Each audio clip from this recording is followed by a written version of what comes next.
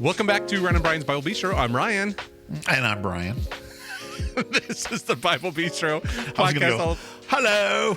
Hello, Bobby. Bobbins. Here we are. Cheerio. If you're in England and you hate our voices, let us know. Is our accent better or worse than Dick Van Dyke's? Yes. Yes. He's from Danville, Illinois. Danville, Illinois. So is Gene Hackman. That was a fact I mentioned to somebody yesterday. Yes, and so is Dick Van Dyke's brother. It's also from Danville, Illinois. Okay. He was coach in Cheers. That's right. I remember this. Okay. So, welcome back to another episode of the Bible Bistro. Welcome back to Random Factsville. all about trivia, Danville trivia. Danville, Illinois trivia. Danville, Illinois. Yes, absolutely. Shout out to Greg in Danville. Shout out to Greg in Danville. Anyway, they've got a casino now. So we're what I hear. Yeah, it's great. Just what that town needed. So we are continuing Revelation. Mm-hmm. Right? Yes. We're a little rusty here, folks. We're getting back into this here. It's been a long week. It has been a long week for both of us. So we're finishing up, or maybe potentially we're seeing where we're at. We're moving on to the fifth and sixth trumpets here of the seven book trumpets. Of Revelation. So we looked at the seven seals, and then we saw how the seventh seal kind of melds into the trumpets. We looked at the first four trumpets last week, and then we get this woe.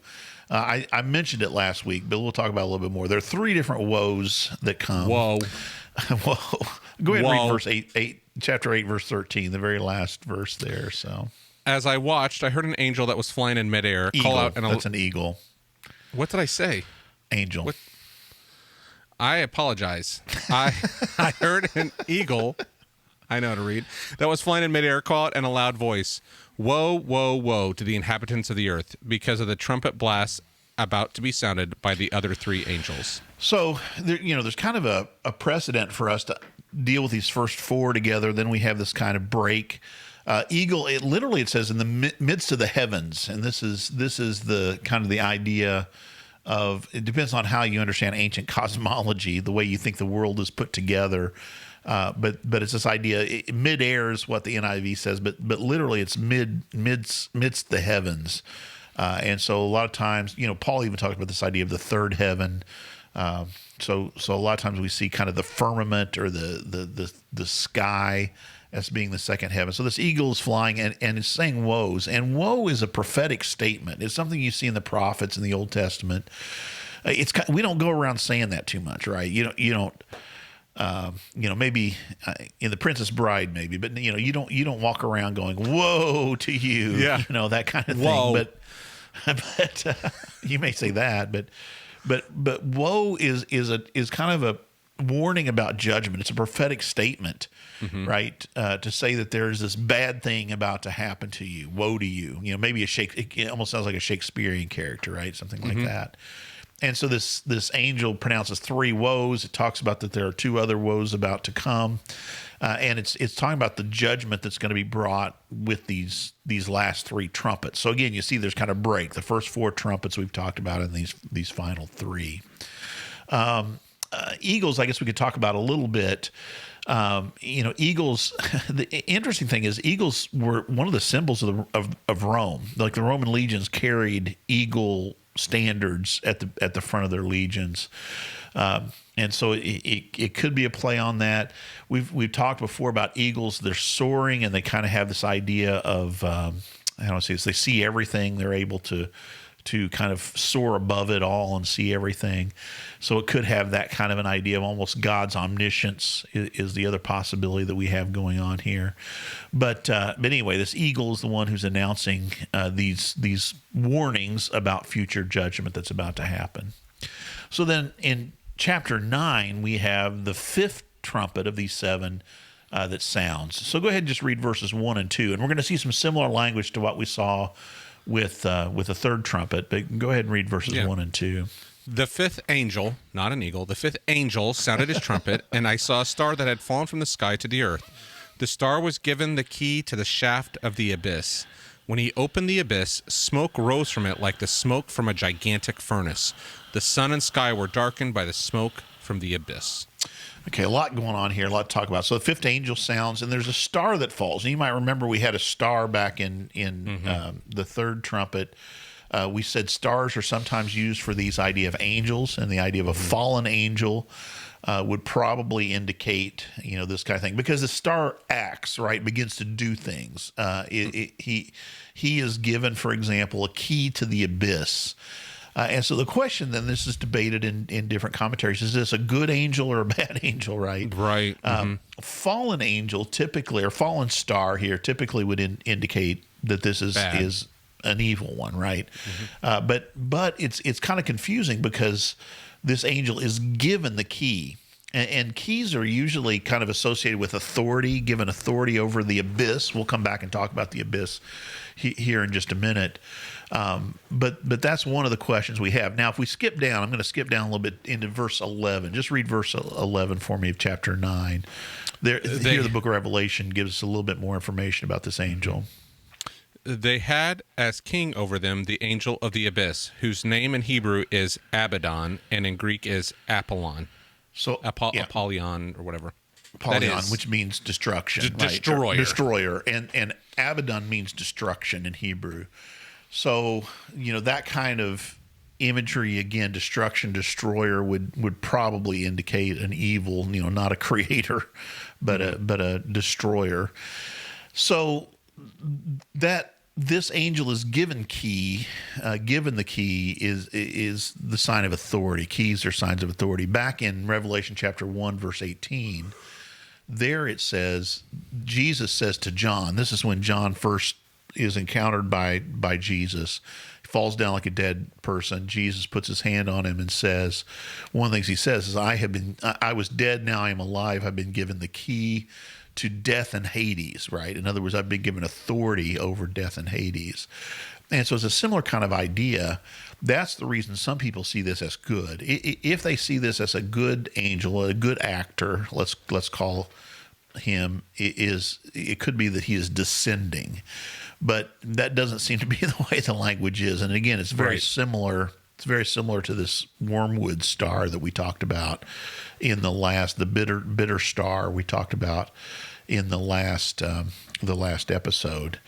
So the abyss, let's talk a little bit about this. It literally is the idea of a hole, but a limitless hole, or a bottomless pit, we might say, or sometimes it's translated as pit.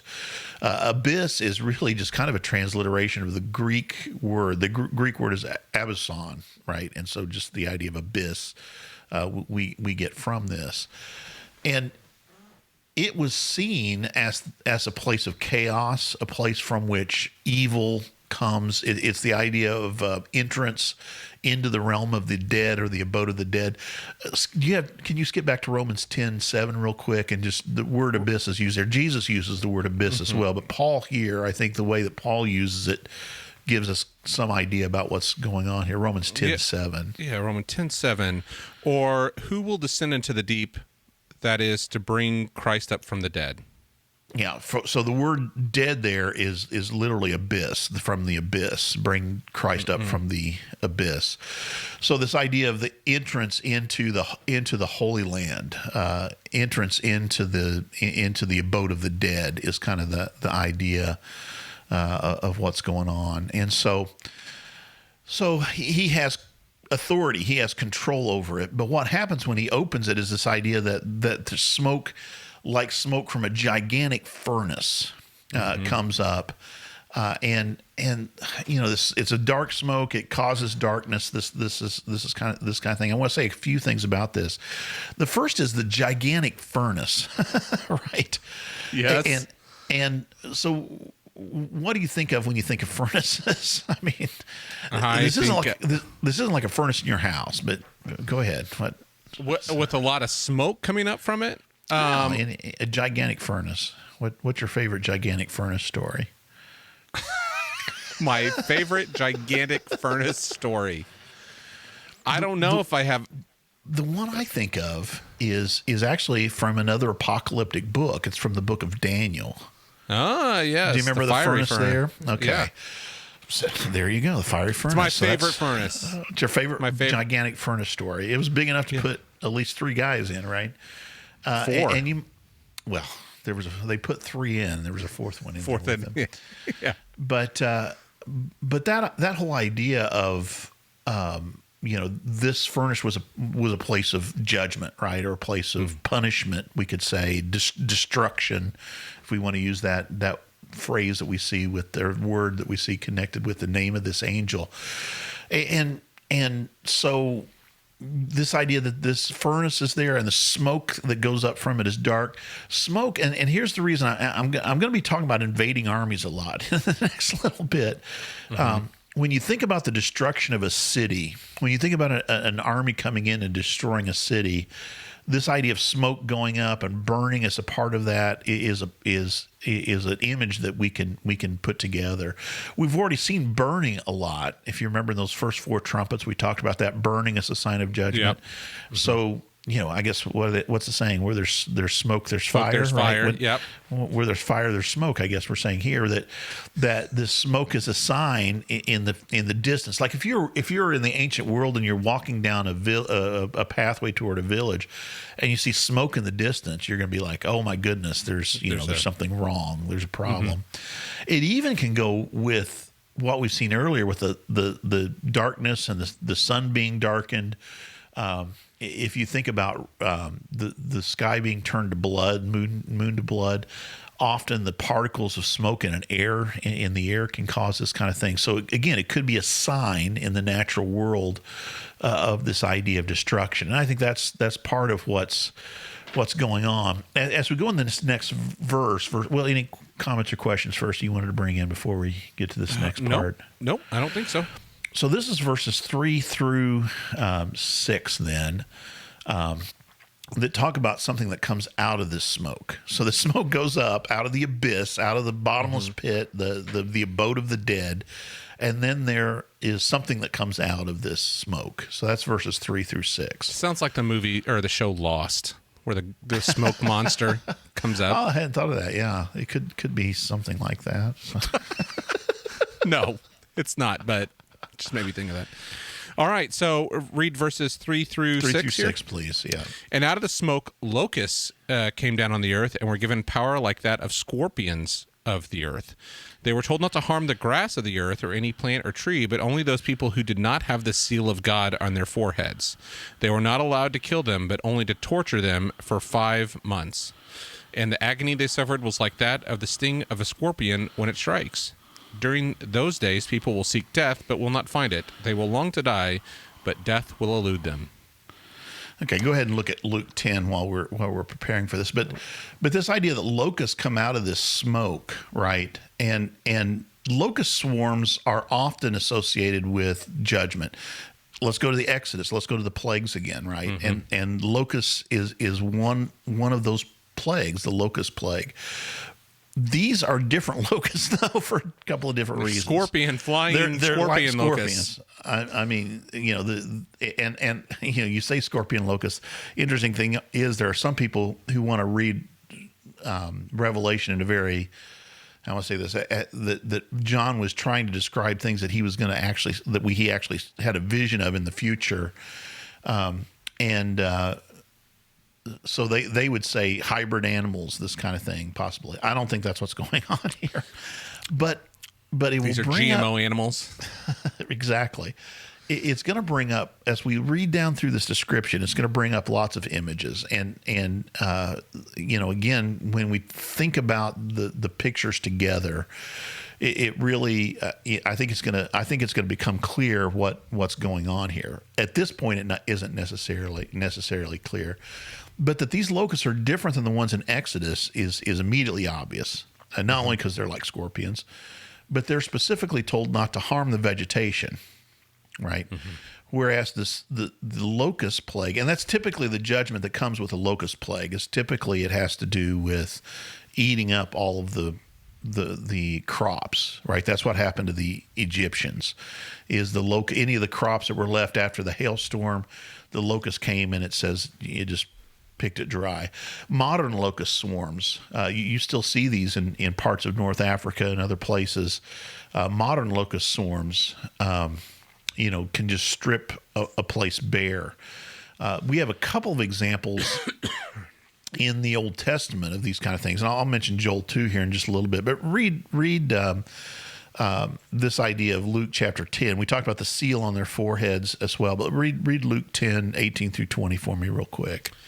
He replied, I saw Satan fall like lightning from heaven. I have given you authority to trample on snakes and scorpions and to overcome all the power of the enemy. Nothing will harm you. However, do not rejoice that the spirits submit to you, but rejoice that your names are written in heaven. So these locusts that sting like scorpions were said to harm those who did not have the seal of God on their foreheads. And this idea of you'll be able to trample on scorpions, right? Anybody who's not who's marked, there's nothing that's going to harm them. This is the kind of there reminds us of that kind of language. These scorpions are not going to harm God's people. Even going back to Exodus, we've talked before about the distinction that God made between the land of Goshen and the land of Egypt, and the harm that came to the Egyptians, but not to God's people, the Israelites. So again, this is judgment that's reserved for those who don't have the seal of God on their foreheads. So locusts that sting like scorpions and cause anguish. Now, scorpion stings, I understand. I've never had one. Do cause a lot of anguish. I know I've talked to a guy who served in Desert Storm, and that was one of the things that they had to watch for, because scorpions love to get in their boots, apparently. And so they were taught to, make sure their boots were scorpion free before they put their feet in it. But I guess the sting of a scorpion is a very painful, worse than a wasp sting or hornet sting, something like that. And so I think that we get this image of anguish, but it's anguish. This 5 months is very troubling. It's kind of an odd idea. And the best explanation, I don't have a great explanation. The best explanation is that 5 months is usually the period of time in which a locust swarm could take place. So some people see this as kind of the time when they would harm crops and this kind of thing. And so it may be associated with that idea. People had an idea about when locusts would come, that this is the idea the locusts are going to be there for the entire 5-month period, during which, locusts normally could come. They would be there for that entire time. It's interesting, though, they're talking about anguish but not bringing death, right? This is more like a torture or a punishment, something along those lines. And it said they would even wish for death, but they couldn't achieve death, is the idea. So this is punishment upon those who don't have the seal of God on their foreheads. Later on, we're going to see those are the ones who are marked, as you often point out, with the sign of the beast. So, other thoughts, other questions or comments on that? I don't. I mean, so should we still think of this in like those? I mean, we've talked about Rome a little bit and some of this stuff. Like this is kind of like this is a fall of Rome. People are going to wish it was over, but it's not. I think so. You're laying down you're picking up what I'm laying down here. I think we're heading toward talking about some of the difficulties that Rome is going to experience in the future. I think that's what we're given an image of here. So go ahead and read verses 7 through 11. I know I asked if there are any questions, but I think this will help because this is still talking about the same part of this. So just read those verses. The locusts looked like horses prepared for battle. On their heads they wore something like crowns of gold, and their faces resembled human faces. Their hair was like women's hair, and their teeth were like lions' teeth. They had breastplates like breastplates of iron, and the sound of their wings was like the thundering of many horses and chariots rushing into battle. They had tails with stingers like scorpions, and in their tails they had the power to torment people for 5 months. Okay. So I'm going to go ahead and tell you what this is not. Is this Apache helicopters? No. So what you're referring to is Hal Lindsey.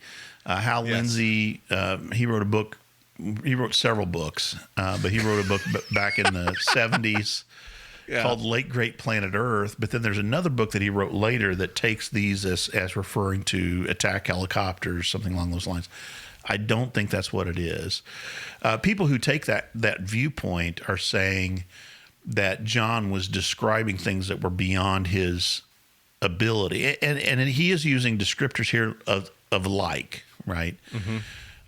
Now, here's where I think this is going to help us kind of see the language that John is using here is locusts are often compared to armies. We see this kind of comparison frequently. I thought I could look it up. I shut off my phone. I was having some trouble with interference with my phone and the microphone here a little while ago, so I've shut it off. But so I can't look this up. Look up Joel 2 for me. I was going to look this up. I'm having you do all the reading today. Yeah. And you can actually start in 1 if you want and read down through verse 5. Okay. This is talking about a literal locust plague. This is judgment that's coming upon God's people because of their unfaithfulness. And it is talking about literal locust plague here. Yeah. Blow the trumpet in Zion, sound the alarm on my holy hill. Let all who live in the land tremble, for the day of the Lord is coming. It is close at hand. A day of darkness and gloom, a day of clouds and blackness. Like dawn spreading across the mountains, a large and mighty army comes, such as never was in ancient times, nor ever will be in ages to come. Before them fire devours, behind them a flame blazes. Before them the land is like the Garden of Eden, behind them a desert waste. Nothing escapes them. They have the appearance of horses, they gallop along like cavalry. With a noise like that of chariots, they leap over the mountaintops like a crackling fire, consuming stubble like a mighty army drawn up for battle. So this is talking about locusts, but you see the comparison with armies here that's being made. So if you've ever seen, again, a locust plague, it covers the land like it does. You can go on and look on YouTube videos if you want to see an actual locust plague. So you can see this comparison with armies. But the interesting thing in Revelation is you see a lot of similar imagery here, right? The smoke and the fire and all this kind of stuff. Because they're trying to burn out in front of it, right? So it would stop coming towards them. Yeah, and it says it's like the Garden of Eden in front of them, but behind them it's like desert. So they're coming through and they're just stripping all the vegetation out. And again, Joel is talking about a literal locust plague, and he says later that God is going to repay. When they repent, when they turn back to Him, God is going to repay them for the years that the locusts have eaten. But so it's talking about a literal locust swarm here, a literal locust plague. But here, locusts are frequently compared to armies, but I think we're here wondering if these are locusts that are like armies or they're armies that are like locusts. Okay? And what I mean is, if you look at the rest of those descriptions, they're very interesting. So it says they have crowns like gold that they're wearing. They have hair like women's hair, right? Isn't that what it says? Something to that effect. Yeah. Their hair was like women's hair. Right. So these are really weird locusts. So some people think this is referring like to locust antennas, something along those lines. But I think it's talking about a people that had, because this is human, their faces were like human faces, right? And my favorite description here, this sounds like something I would write. John says their breastplates were like breastplates, like, okay. Of iron. But breastplates of iron, right? Probably referring to kind of the carapace of locusts. They have this hard exoskeleton. Outer shell, and it's compared to armor, right? It's like a breastplate. But this is a description, I think, of Scythians, okay, which were kind of we've talked before. They were kind of the bogeyman of the ancient world, right? They were the people. They were east of the Euphrates, correct? Exactly. A+ today, because just keep that in mind, right? Okay. So they were on the other side of Euphrates. This is why Rome went that far and no farther, right? This is why that's the frontier, right? End of the world, geographically, and they were the people that the Romans feared would come and battle them. Now, here's the interesting thing, because it talks about they're like horses arrayed for battle. The Scythians were well known for being an army that rode horses. And the thing that they had mastered, I think I've mentioned this before, they had mastered the ability to use their arrows, bow and arrow, while they're riding their horses. So in other words, they're not holding reins. They're directing the horses with their legs, which allowed them the freedom to shoot these arrows like stingers, right? And even there's a phrase called the Scythian shot, which is the idea of they were able to shoot behind them even. So both in the front and in the back is the image that you have there, both in the tail and in the mouth. Then they're able to sting. Just this description, I think, is really using the image. It's ironic. It's kind of turning that metaphor of locusts like an army into armies like locusts, right? So this image of locusts, they're kind of going back, I think, into this idea of armies. Scythians were known for their long hair, their hair like women's hair, like not the way you wore it in Rome, right? The way that the barbarians wear it. They had helmets that they wore into battle, armor that they wore into battle. And so I think that's the image that we have going on here. Faces like human faces. I think we're thinking about an actual army. So what would this have to do with? What this trumpet of judgment in the 5 months coming upon the enemies of God's people? Again, remember, Rome are the oppressors during this period of time. So it's not that the Christians are hoping for the fall of Rome, right? It's not that they're hoping for the Scythians, but it's God's promise that this judgment will come upon those who are harming God's people. That judgment will come upon them as well. Very similar image to what we see in the Old Testament with Babylon, for example, or in Babylon's the best example, but Assyria would work as well. God says to his people when they're facing judgment, I'm bringing the Babylonians, Habakkuk, for example, other Isaiah, Jeremiah. I'm bringing the Babylonians, but there is coming a time where judgment will come upon the Babylonians as well. And so I think that relates to this idea of the Romans are oppressing God's people, but I am bringing others who will bring judgment upon the Romans, that they will face their defeat as well, is what's going on here. Gotcha. Other thoughts, other I mean, again, we've kind of talked about this cycle. We talked about this with the horsemen, with the four horsemen of the apocalypse of the, one of the horsemen had a bow and arrow, and it, invasions, right? Invasion, invading. Yeah, and that the Scythians are, that was one of the things that they were known for, their ability to ride and to shoot at the same time. Yep. Cool. I can't do that. So verse 12 is now another one of these kind of interludes with the woes. So go ahead and read verse 12 for me. The first woe was past. 2 other woes are yet to come.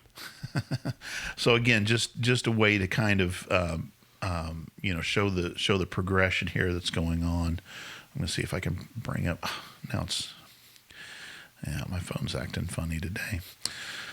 So just so you want to read all of it, so I'll read this next part. Are you sure? So this I can read. Yeah, no, this is verses 13 through 16. I found it now. I've got it now. Okay. So this is the 6th angel then sounding its trumpet. So the 6th angel sounded his trumpet, and I heard a voice coming from the 4 horns of the golden altar that is before God. Now we've seen a couple of different altars, in my opinion. We've seen the altar of burnt offering, and we've seen the altar of incense. I think this may be going back to the altar of burnt offering, which we saw when we saw the slain saints under the altar. When the 5th seal was opened, I saw the souls of those saints who've been slain because of the word of God under the altar. And so this voice comes from the 4 corners. And the 4 corners have to do with directions, cardinal directions. It's another way to talk about completeness. We've seen the 4 living creatures that surround the throne of God, for example, one on each side. And so here's from the 4 horns, the 4 corners of the altar. And the altar was designed in a way that it had these horns. And in fact, in the Old Testament, one of the ways that you could get sanctuary was to go into the temple and grab hold of the tabernacle and grab hold of the horns of the altar. It was a way to get to safety. So the four horns of the golden altars before God, it said to the sixth angel, the voice did, said to the sixth angel who had the trumpet, release the four angels who are bound at the great river Euphrates. Okay. The old Euphrates. So that boundary, right. What were we saying?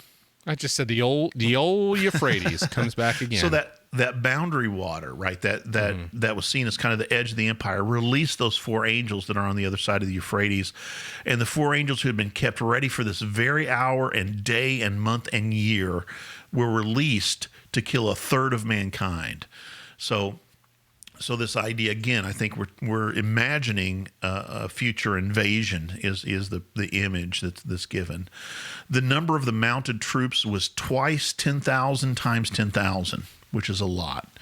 We're talking about a massive army. Again, probably not a literal number, but we're talking about legions of armies. I heard their number, John says. And then verse 17 says, the horses and riders I saw in my vision looked like this. Their breastplates were fiery red, dark blue, and yellow as sulfur. All three of those, so that blue, red, and yellow, all three of those colors, just made me think of a TikTok I saw recently. I may talk about that, I may not. But all these are associated with fire, right? With burning. Mm-hmm. Dark blue, yellow like sulfur, and red, fiery red. All of those have images of fire and smoke, this kind of an idea, which I think, again, is this idea of judgment. I saw a TikTok where a guy was talking about all of the particular nations that had flags that have these three colors. And that's what he says that John is talking about here. I don't necessarily read it that way. I don't think that's what it's referring to. I think this is an image of, again, this fire that he's talked about before. The heads of the horses resembled the heads of lions, and out of their mouth came fire, smoke, and sulfur. So you see the red, the blue, and the yellow there again. Fire, smoke, and sulfur. A third of mankind was killed by the three plagues of fire, smoke, and sulfur. So there again, you have a third and three times three, like I've said many times. So a third fire, a third smoke, a third sulfur that came out of their mouths. The power of the horses was in their mouths and in their tails. That's what I was referring to earlier, that idea of the Scythian shot. For their tails were like snakes having heads with which they inflict injury. So I think he's painting this picture of an invasion and destruction. Goes along, as we talked about, with the first four horsemen. I think that was a good comparison that you made there. But this idea of an invading army, I think, coming in and bringing judgment, bringing damage to the people who are oppressing God's people. Okay, thoughts or comments on any of that? Just a lot of destruction here. Yeah, and a lot of really interesting images. I mean, you see what I'm saying? It's like the locusts. It's like the army is being described by locusts rather than the locusts being described as an army, I think, is what's going on.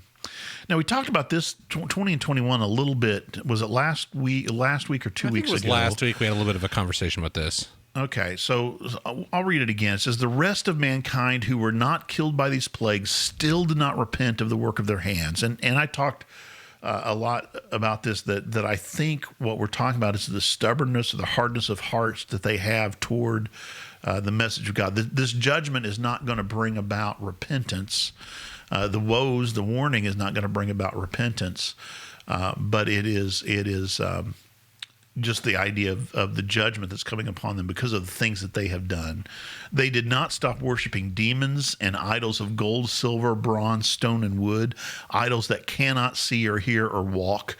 This is the irony that Isaiah points out a lot, like in Isaiah chapter 10, for example, that, we make stuff out of wood. Some of it's for burning. Some of it's an idol, and the other piece is for down to the rest fire. of it. Right? Yeah. You cook your pot of beans over half of it, and the other half you bow down and worship. And so it's that kind of an idea. These idols can't. They're ineffective. They can't do anything. They're not like our God, right? Who can? This is Elijah on Mount Carmel. Exactly. Maybe Baal is sleeping. Yeah, yell louder and cut yourself some, and maybe he'll wake up. But yeah, their gods are ineffective, and our God is an active God. Our God is the one who's bringing this judgment. Nor did they repent of their murders, their magic arts, their sexual immorality, or their thefts.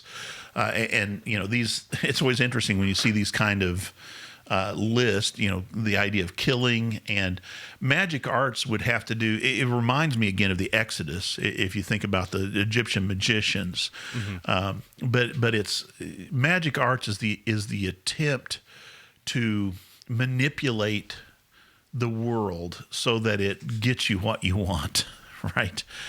I always say the difference between religion and Christianity or being a follower of the true God is that we do not manipulate God in order to get him to do what we want. Whereas in quote unquote religion, often what's happening is it is an attempt to manipulate God to get our way. And instead, what we do as followers of Christ is we submit our will to his. That's what we're doing, right? We're trusting him so that we're able to submit to him, and no matter what comes our way, we trust that it is for the best. It is what God's desire is in us. So this idea, the magic arts, is their attempt to manipulate the world to get what they want. Sexual immorality sometimes goes along with idolatry. If you think of, again, Old Testament images, he will talk about his people sleeping with other gods, right? They're unfaithful to him. And that's certainly going to be the thing later on. We've had an episode before about the woman on the scarlet beast, the whore of Babylon, and she's a whore. She sleeps with, lays down with all of these other nations, and so that sexual immorality can have that idea, or their thefts, and this is the idea of, gathering ill-gotten gain for themselves. And so that's kind of where I plan on leaving off today. I guess we'll deal with chapter 10 and the rest of the woes a little bit next week. But yeah, all right, Brian. Well, thank you so much for leading us through there. We're almost done with this. We're gonna maybe look at a couple of the last woe next week. Yeah, and then we'll be wrapped up with this. And this mighty angel that comes out of heaven. We got to figure out what that's all about. Yeah, if you're enjoying the podcast, please let us know. If you got some ideas for us, we're thinking about ideas of what to do next. Maybe a guest you might recommend that we have on to talk about something like that. A book you're reading that's interesting. We would love to hear from you. So if you're a new listener, you've downloaded some stuff, we'd love to hear from you. You can go to thebiblebistro.com. We have a little bookstore on there that has some resources if you're interested in looking at Revelation a little bit more, and some other things are going to be heading up there soon. So appreciate all of you that are listening, and make sure to share if you value what we're doing here. Make sure to share with others. Yeah, absolutely. All right, Brian, thanks so much, and we'll see you next Tuesday. See ya.